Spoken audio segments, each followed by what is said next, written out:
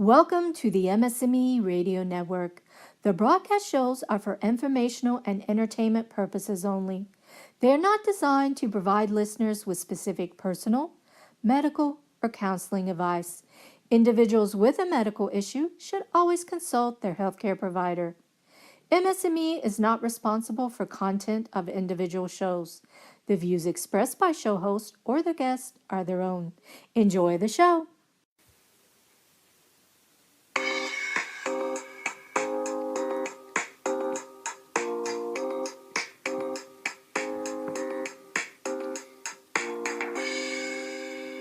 Well, hello there. Welcome to this, honest to goodness, the second taking of episode 34 of A Couple Takes on MS. Hi, this is Dan Digman. And hi, it's me, Jennifer Digman. Okay, so here's the reality, everyone. Thanks for listening and tuning in to us. We, for real, just spent, so our show is 27 minutes long. We just got done recording an entire 27-minute episode for the program, and thanks to MS&Me Radio Network for having us. But we did the entire show, and as it's converting to save over, we realized that we missed in our notes that we had kind of covered the same topic not that long ago. And we don't want to bore our listeners. Thank you for listening. And we don't want you to say, boy, Dan and Jennifer, didn't you just do that exact topic maybe 2 months ago? And no wonder that show just flowed so smoothly. Well, but I think that, because we live with this stuff every day, it just felt, like this was good stuff. It was good information. So it was episode 28. So if you get a chance to look back on the YouTube channel of our episode, is about traveling with MS, and I think it's just because we're living with it every day. But the point being, or what we're doing now, or what we're asking you is, how do you move forward when you're living with a chronic illness, when you're living with your multiple sclerosis, and things don't go as planned? How do you deal with that? I mean, Dan, a little bit of backstory. Dan and I are a married couple, in case it's the first time you've tuned in. We both are living with multiple sclerosis. But just to be honest, along with multiple sclerosis, we were both kids in the 80s. And so when this episode 34A was recorded and we realized what we had done, the words of Devo popped into my head, like, go forward, move ahead.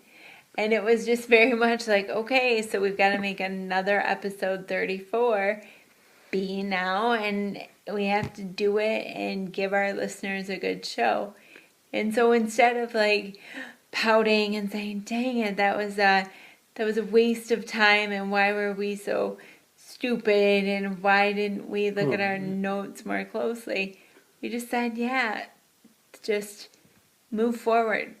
Just go forward and move ahead. Let's do something else. And so I guess that's the question then. As we live with our lives with multiple sclerosis, we run into those kinds of things all the time. Yes, absolutely, where all the time. Things just don't. And you listening, I mean, I'm sure you can relate just to where we have limited energy supply, limited resources, and when you go and you know how much, I know, read things, you hear things, people talk like they wake up in the morning and like they shower and that wipes them out They're for done. the whole day. And it's just like, how do you, so what if you do something, you exhaust all the energy and then find that it was, I don't want to say a waste of time, but you just like, it doesn't go the way you want. How do you move forward? How do you move ahead? What gets you through that way? Well, I think as soon as we realized what we had done, both Dan and I chuckled. It was an angry sort of irony, if you will, like, how could we forget that? But we laughed anyways, because I think humor is a huge coping mechanism for both of us. Wouldn't you agree? Oh, it's total. I think it's, laughter is the best form of medicine, and I think that's and that's why we laugh. And I honestly, whether I'm just that tired tonight, but just like that, I didn't go all housewives of New York and start flipping chairs over when this happened. But it's just like these are honest mistakes, and I just They're like honest how. mistakes. Do you think that your ability to deal with those types of situations has it gotten? Are you more quick to fly off the handle and be angry since you were diagnosed with MS? Or, I mean, I'm just thinking, It, how was I before I was diagnosed with MS? And I think I'm still just as crabby. I agree, but we have moments, where that's nice, and I don't want to make others out there jealous, but it's where Dan and I have a built-in support group, because Dan could have very easily got crabby about the situation, but I'm laughing and I see it just as humorous, like, oh my goodness, we just wasted a half an hour, and it wasn't really a waste, but we were gonna give you the exact kind of show that you had heard not that long ago. And so I'm chuckling because it just seems so silly. And when I am like way overwhelmed and angry, Dan can often find a dose of levity to calm me down, to talk me off the edge, And so I think that coping, and I don't remember what the question you asked was. I'm sorry, because I got babbling. Well, I can't remember because I can't remember a show we did like 2 months ago. But no, I think no, it's just how. See, that's a dose of humor. No, it's just how has your ability to go forward, move ahead, how has that changed since you were diagnosed with multiple sclerosis?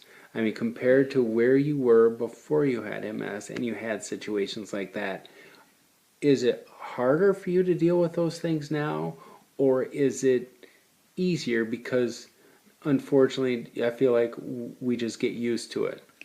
I think we get used to it, but we also know that there's a reality a lot worse than missing a 27-minute show and having to re-record it.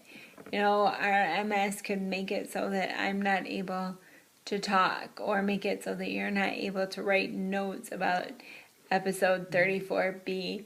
And so I think we kind of see the glass as half full, that we don't sweat the small stuff, the little annoyances are just that, little annoyances, and we shouldn't make them mountains of trauma or drama when you can chuckle about it and move forward. And I wondered this, did the MS make us more pessimistic, more optimistic? And I've always thought, it's always looking at the thought of, was Kim Standard, is that her blog stuff could always be worse? Yes. To where I think I always thought it was a positive thing, because it makes you appreciate what you do have.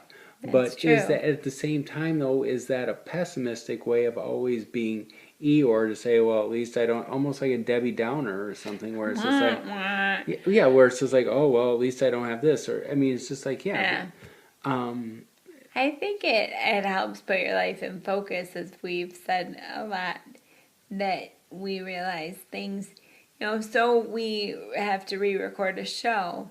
In 5 years, will it matter? Taking a line from my good friend Nora, she would always say that. And yes, this is a half an hour, a little redundancy and a little annoyance. But really, in the grand scheme of things, next week we probably won't even remember this, because this is turning out to be a pretty good experience. Well, and I think it forces you to, just like reevaluate and see, what the priorities are, and Appreciate what you have. Yeah, and you said something about quoting your friend Nora, but we were talking about, is the glass half full or the glass half empty? What would your friend Nora say? She would say the glass. I don't remember. You said that she said, I didn't order this drink. Oh yeah, that's Nora. Yeah. Yes, and some people wouldn't look at the glass as half full or half empty, they would say, I want a bigger glass. Or this, Nora, this isn't what I ordered. Or some people, well, this glass is dirty, or this glass isn't cold enough. So you just have to appreciate what's important to you. Appreciate that you had a glass and something to drink to begin with. And see, that's a very Dan Digman thing, because you are very grateful for what you have, and you always are able to look at the bright side of things. I think that's one of your best qualities, is that even when I think stuff is at the worst, you're able to help me reframe it to look at it like, be thankful for what you have. I remember one of the things, I remember when there was a day, this happened years ago, that I was running late for work. And, it just, you get so frustrating because in my head, I'm thinking I have all of this stuff to do. I had all these projects to do at work and I had to get it done. I got to get this done today, blah, blah, blah, blah, blah, Right. run and wait. I get out to my car and the car would not start. Ugh. And it's at that moment that I remember thinking, I wish I was at the office and had all this stuff to do. So it's like, for hating this, being so overwhelmed, and now having, my car's not starting. Now I got to mess with mechanics, figure out what's going on, get my car towed, Right. etc., etc. And then everything that I had to do is delayed that much more, and what I wouldn't have given to have just had my problem being late for work. Yeah, that's and true. just have all of that stuff to tackle for the day. At least I'd be in the game, in the mix of doing it. And so it's just like, with this, something bad happens.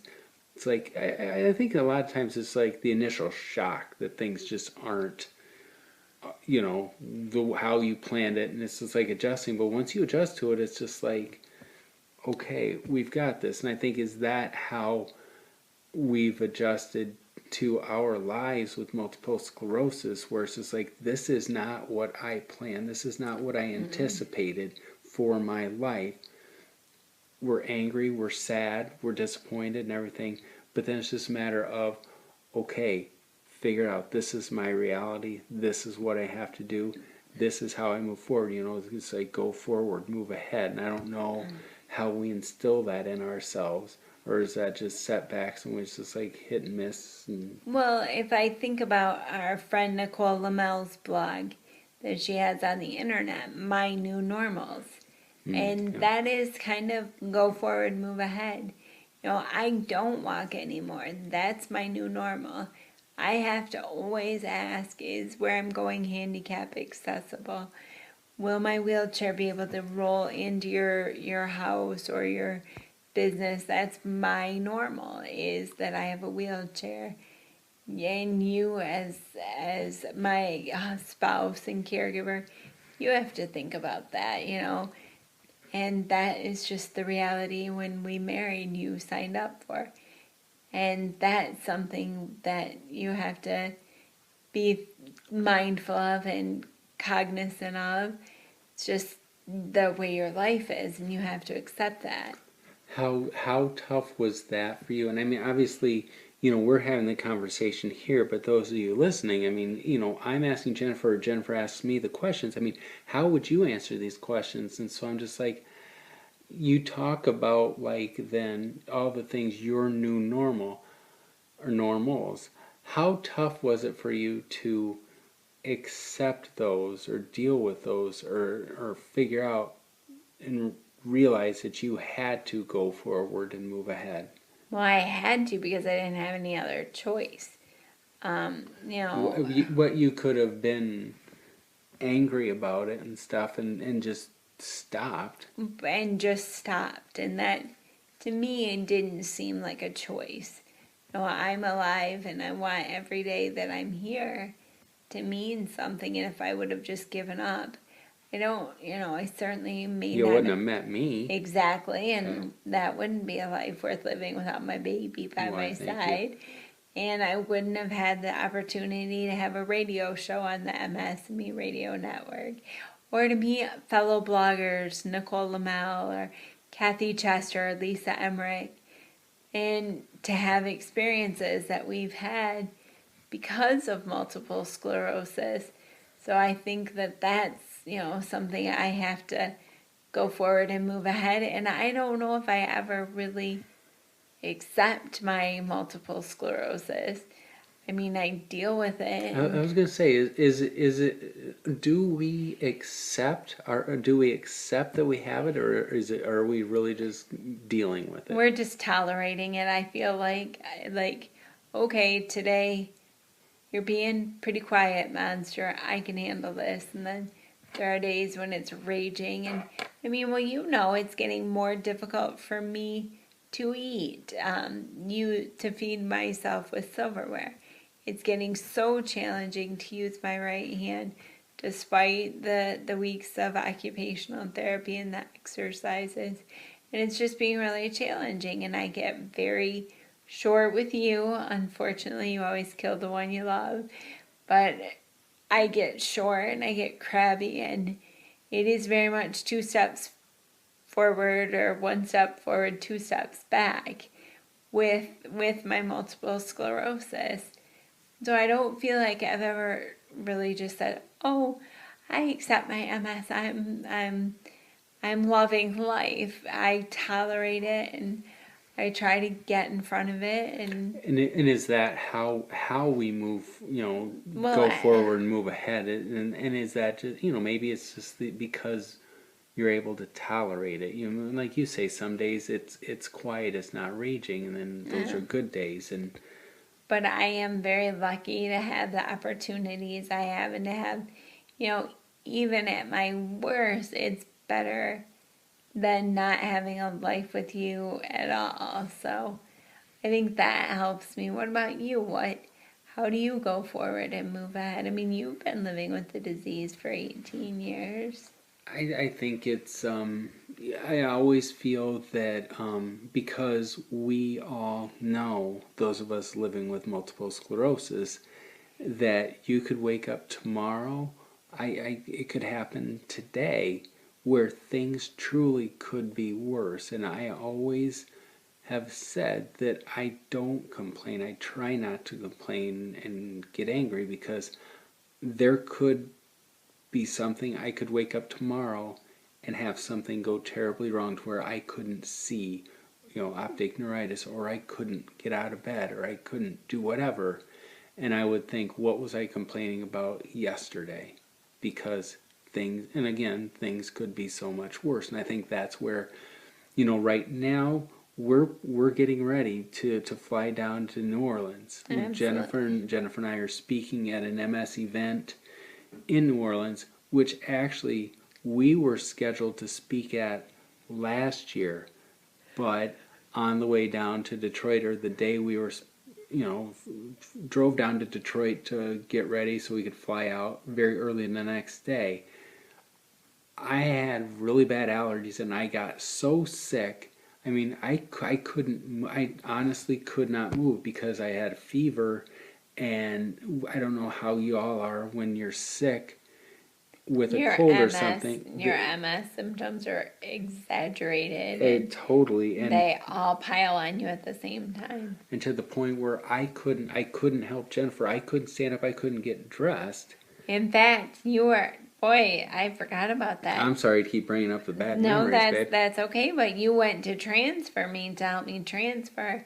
And it didn't work, and I ended up on the floor in a hotel room in the Detroit area. And we had to call for the paramedics to help get me off the floor because you were so weak, and I am always so weak. And so thank God that there were paramedics there that were able to help us. And then, then I'm in bed with you. And you can't help me transfer. We just had to lay there. It was hell, It was hell, and it was a really dire situation. And maybe having those memories back in our minds are what keeps us going, where we're like, I can tolerate my disease because Dan can transfer me right now. And I think that's what she does. That's memory. Or and even beyond that trip, the incident at the hotel in Detroit, even when we're here at home and I'm sick, and you're just thinking, you just get to that point. Then once I get better, just when we feel like things are going are bad or it's a Right. challenge, I'm always thinking, well, at least I'm not sick. At least this. At least Yeah. that. Or I've fallen before and I've hurt my knee where I can't stand up, and I'm darn near gonna kill my husband transferring because I'm not standing well and I'm putting all sorts of weight on his shoulders, and that makes it difficult for you and difficult for me. And so when my knee gets better, I have a gratitude and appreciation for good health. And I think that maybe that you always hear the phrase muscle memory in terms of exercising, but your mind's kind of a muscle, and maybe it remembers, yeah, be thankful, Jennifer, be thankful, Dan, you're doing well right now. You're not like you were a year ago, laying in a hospital or laying in a hotel bed in Detroit, not able to move.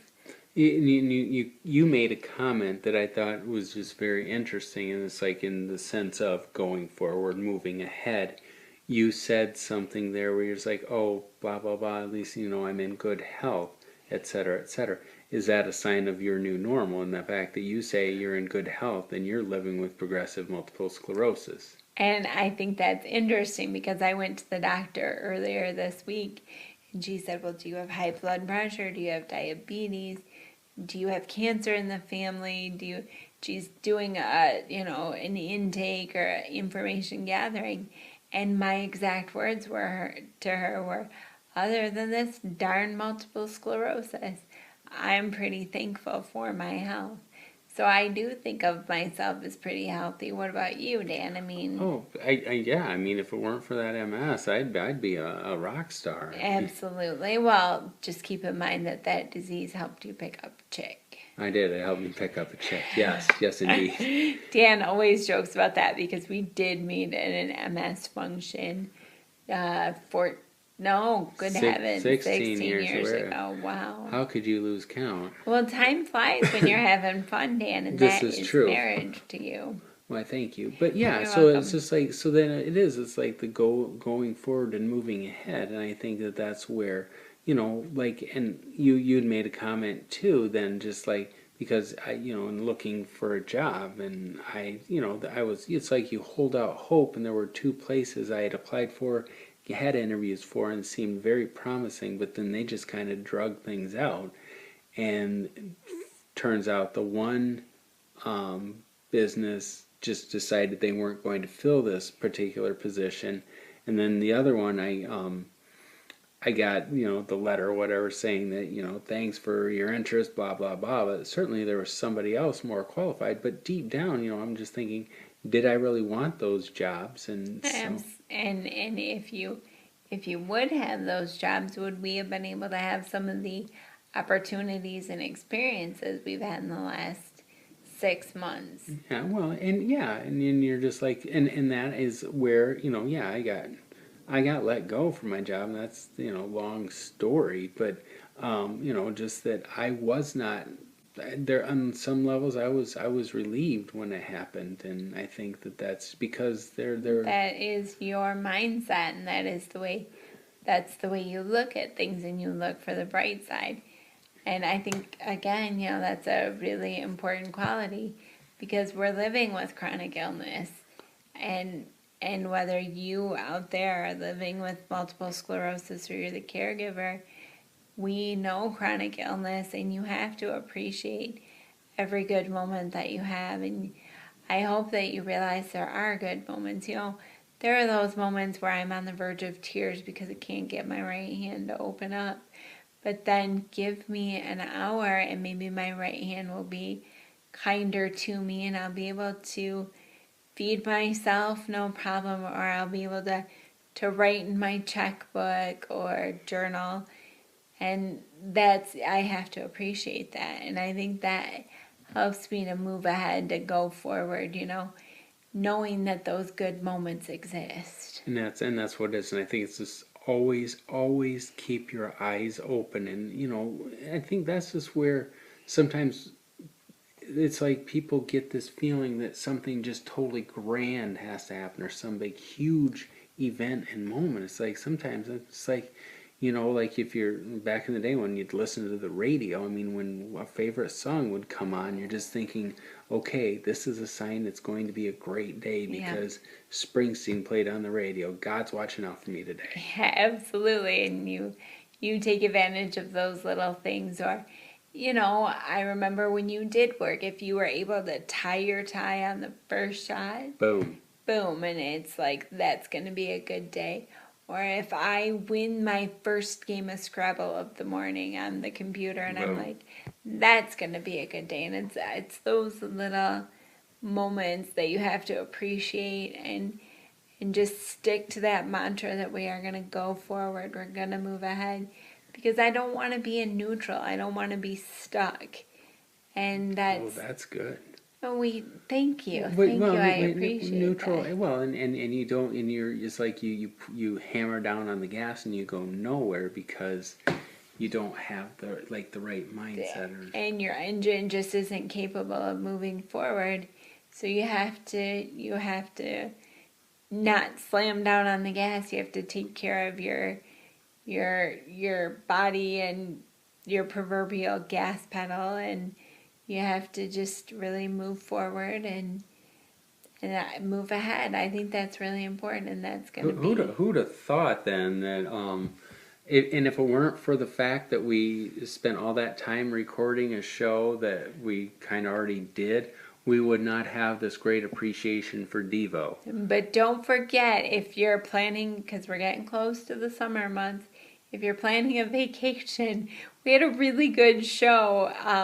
Episode 28. Episode 28 with some good tips for traveling with multiple sclerosis and disability and a wheelchair.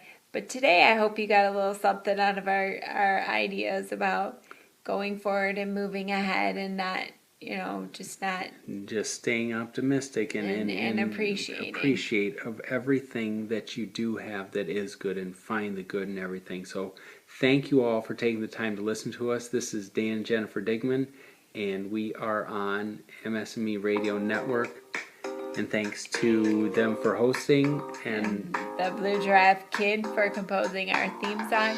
Reach out to us at DanJenDig at Twitter, or danandjenniferdigman.com. Take care.